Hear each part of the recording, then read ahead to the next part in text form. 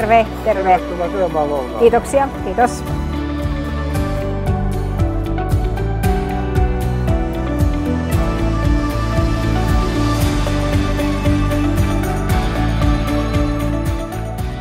Niin, hyvää ruokahalua ensin.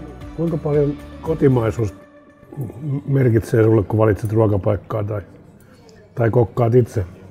Se merkitsee tosi paljon, ei ainoastaan virkani puolesta, vaan ihan niin kuin omana henkilökohtaisena arvovalintana.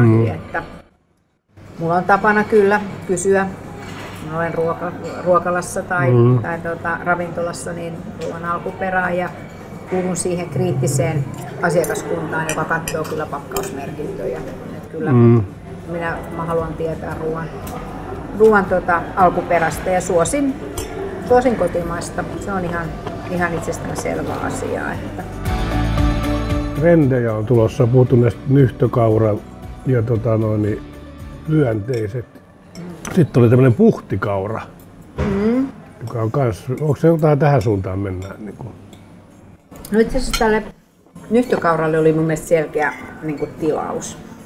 Eli yleensä puhutaan sillä lailla, että kun elintaso nousee, niin eläinvalkuaisen käyttö kasvaa näin maailmanlaajuisesti, jos ajatellaan, niin nyt tietyllä tavalla mennään vähän toisinpäin, että kun vielä kasvaa, niin me voidaan ottaa sitä vielä kalliimpaa eläinvalkuaista, kalliimpaa valkuaista, jolla on valmiita siitä maksamaan, niin kuin nyt tässä nyhtökaura-jutussa hienolla tavalla niin konkretisoituu se.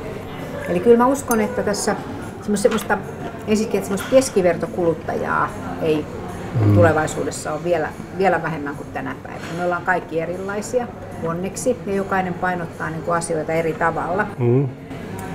Niin mä uskon, että se eriytyy vielä entistä enemmän, että sulla on paitsi se hinta, mitä sä oot niin kuin valmis maksamaan siihen ruokaan liittyen, niin sulla on omien arvojen mukaisia valintoja. Ja ne voi olla, ja ne saa olla erilaisia. Maan korkeimman maatalous- ja elintarvikeviranomaisen vinkki näin, mitä kesäpöytään? No meidän perheessä syödään paljon kalaa. Se on hyvä esimerkki kalan syönnistä ja Suomen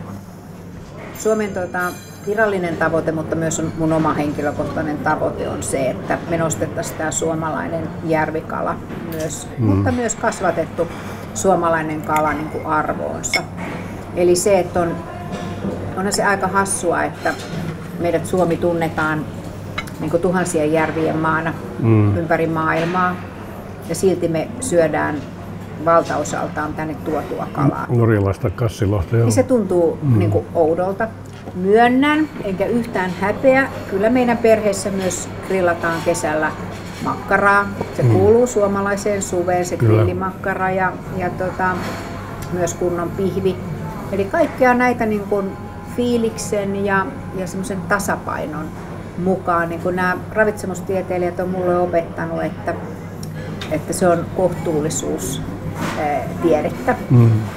Niin kaikki ruokailu on myös tietyllä tavalla niin kuin tämmöistä kohtuu kaikessa.